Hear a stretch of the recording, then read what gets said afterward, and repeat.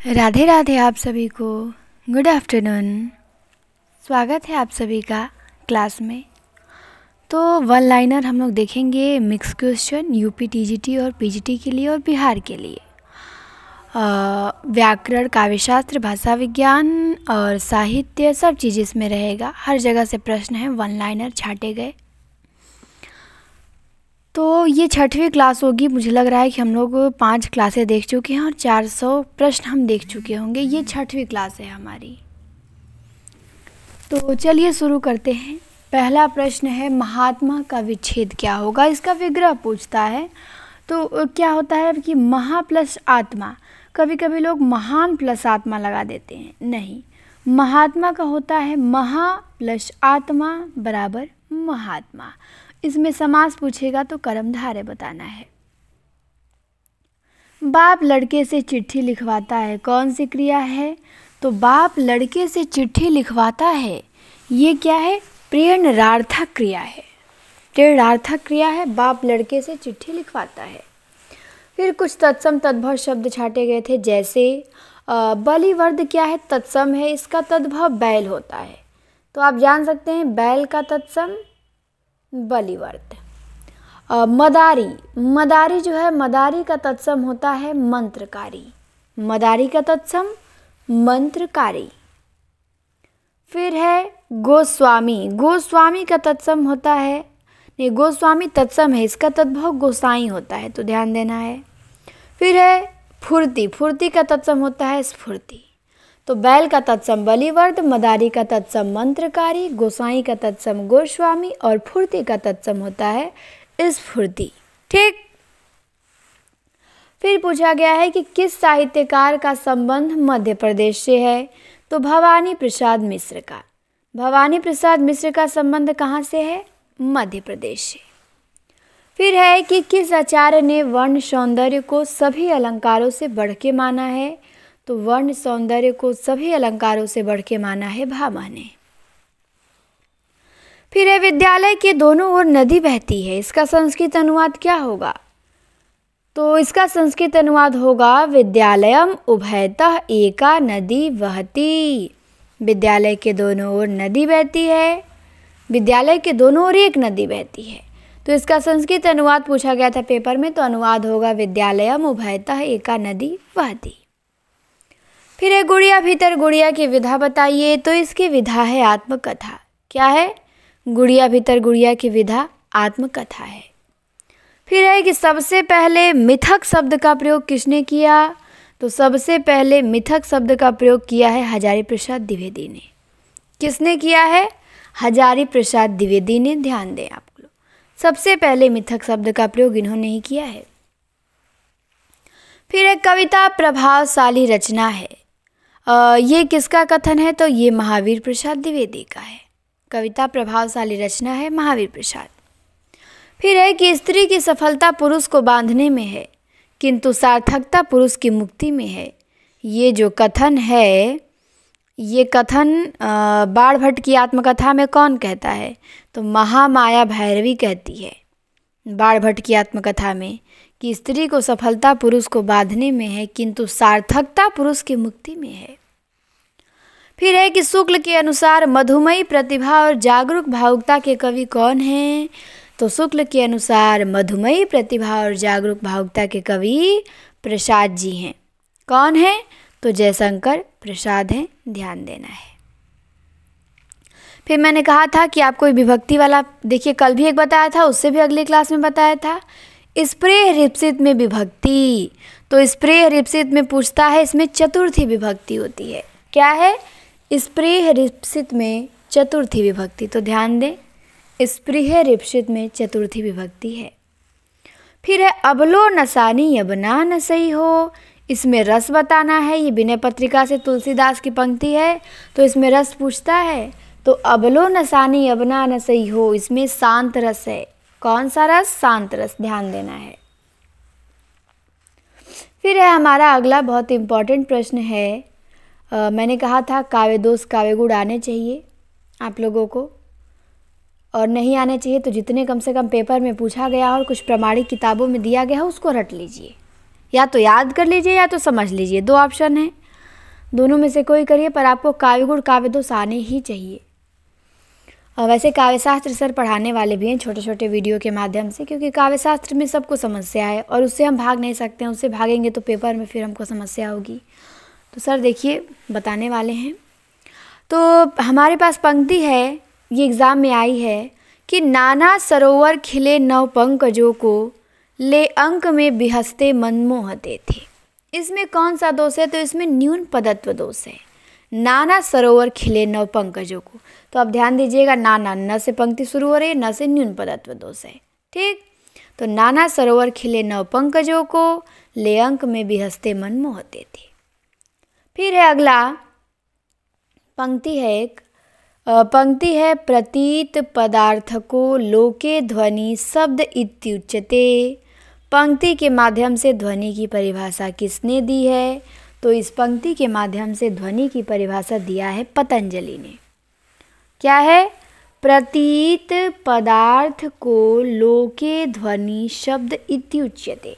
तो प्रतीत पदार्थ पतंजलि, आप याद रखेंगे प्रतीत पदार्थ पतंजलि। ठीक, पूरा पंक्ति नहीं याद करते हैं, एक आध दो वर्ड पकड़ के याद कर लिया जाता है। तो प्रतीत पदार्थ आएगा, पतंजलि लगाएंगे।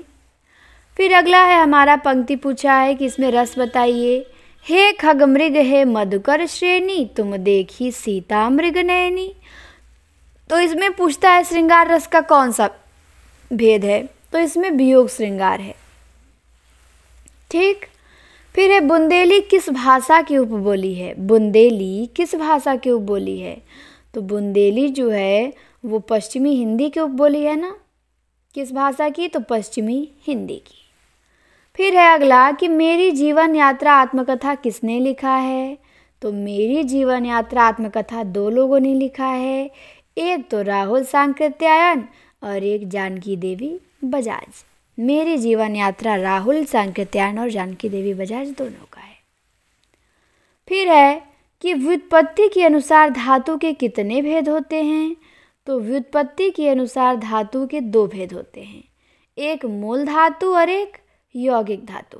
तो ध्यान दें कि व्युत्पत्ति के अनुसार धातु के दो भेद होते हैं, मूल धातु यौगिक धातु। फिर पूछा गया है हिंदी शब्दानुशासन। हिंदी शब्दानुशासन के लेखक हैं, तो हिंदी शब्दानुशासन के लेखक हैं किशोरीदास बाजपेयी। ठीक, और सिद्ध हेमचंद शब्दानुशासन या शब्दानुशासन लिखा है हेमचंद्र ने, लेकिन हिंदी जब लगेगा तो किशोरीदास बाजपेयी। हाँ, अगला है कि कामता प्रसाद गुरु के अनुसार समास के कितने भेद हैं?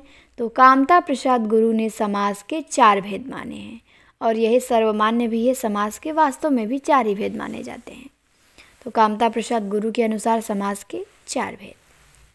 फिर है कि भारतेंदु जी ने बलियां वाला व्याख्यान कब दिया? तो ये तो सभी जानते हैं कि भारतेंदु ने 1884 ईस्वी में बलियां वाला व्याख्यान दिया था। नासिकेतोपाख्यान के लेखक कौन हैं? तो नासिकेतोपाख्यान लिखा है सदल मिश्र ने। ठीक, अगले प्रश्न पे आते हैं। अगला है कि स्वरूप वर्णों के विन्यास को अनुप्रास कहते हैं। ये परिभाषा किसने दी है कि स्वरूप वर्णों के विन्यास को अनुप्रास कहते हैं? तो ये परिभाषा दिया है भामह ने कि स्वरूप वर्णों के विन्यास को अनुप्रास कहते हैं। फिर है अगला कि पाके तुम्हें शेष न और पाना। इस पंक्ति में छंद बहुत बार पूछा गया है, तो इसमें इंद्र वज्रा है। इंद्र वज्रा में 11 वर्ण होते हैं। सूत्र है ततज गागा। ततज मतलब ताराज, ताराज और जभान और 2 ठो गुरु अंत में। फिर है हमारे मालिक सबके मालिक। ये किसकी रचना है? बहुत अच्छी रचना है, आपको याद होनी चाहिए। हमारे मालिक सबके मालिक, तो ये है गिरिराज किशोर का। और सुनो मालिक सुनो भी है किसी का, तो सुनो मालिक सुनो है मैत्रेयी पुष्पा का। और हमारे मालिक सबके मालिक गिरिराज किशोर का। आसमान कितना नीला है, इसकी विधा पूछा है। तो आसमान कितना नीला है की विधा कहानी है, और ये कहानी है गोविंद मिश्र की। फिर है सतरंगे पंखों वाली। किसका काव्य है सतरंगे पंखों वाली? तो ये काव्य है नागार्जुन का। नागार्जुन ने लिखा है सतरंगे पंखों वाली। फिर आते हैं अगले प्रश्न। अगला है कि इंडियन प्रेस की स्थापना कब हुई? तो इंडियन प्रेस की स्थापना होती है 1884 में। कब होती है? 1884 में। फिर है कि उपमेय और उपमान की समता प्रकट करने वाले शब्द क्या कहलाते हैं? तो उपमेय और उपमान की समता प्रकट करने वाले शब्द वाचक कहलाते हैं। फिर है कि कौन कार्यवस्था के अंतर्गत नहीं है?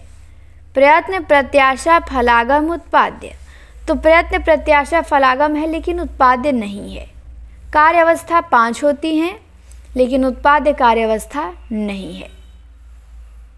प्रारंभ, प्रयत्न, प्रत्याशा, नियताप्ति, फलागम, ये आपकी 5 कार्यावस्थाएं हैं। उत्पाद्य कार्यावस्था नहीं है, तो हमारा यहाँ पे डी ऑप्शन सही हो जाएगा।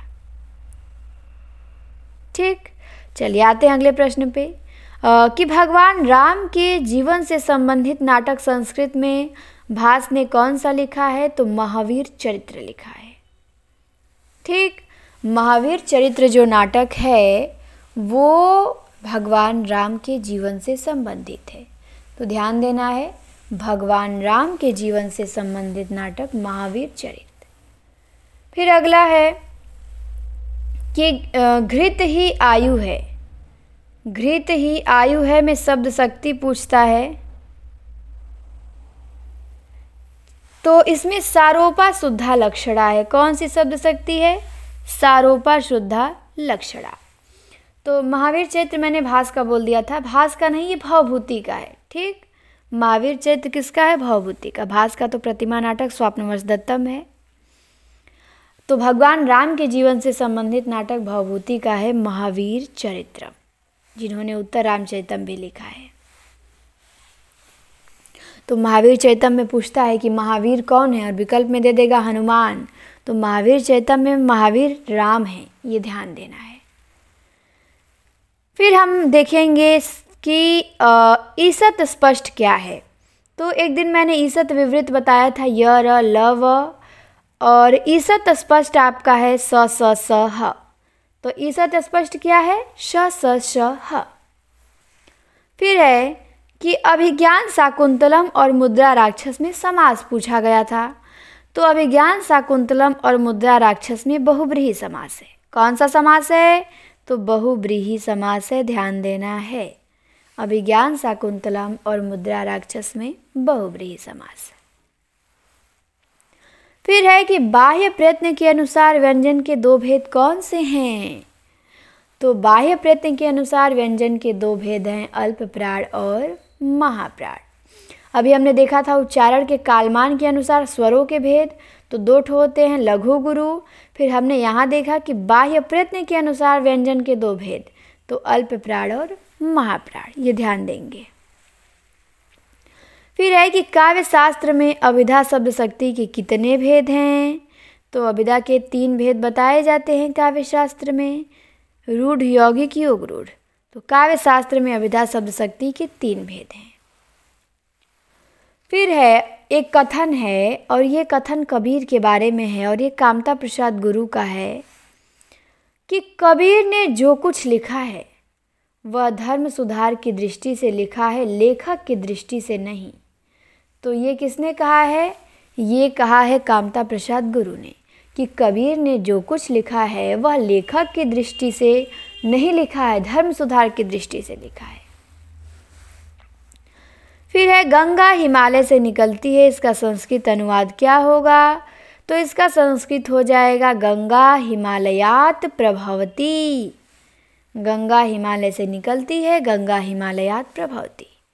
फिर है कि इस पंक्ति में बताना है कौन सा छंद है। जय राम सदा सुख धाम हरे, तो इसमें तोटक है, तोतक में 12 वर्ण होते हैं, तो यहाँ पे 12 वर्ण आपको मिल जाएंगे। ठीक, मंदाक्रांता में 17 वर्ण होते हैं। फिर पूछा गया है कि कौन नाट्य वृत्ति नहीं है? 4 विकल्प है आपके सामने दिया गया। पहला है सात्विक, कैशिकी, आर्भटी, भारती। तो कौन नाट्य वृत्ति नहीं है?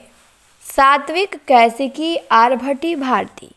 तो कैसे कि आर्यभट्टी और भारती ये क्या है, नाट्यवृत्ति है, लेकिन सात्विक नहीं है, सात्वती है, सात्विक नहीं है। सात्विक तो अनुभाव है, ये नाट्यवृत्ति नहीं है, नाट्यवृत्ति सात्वती होता है।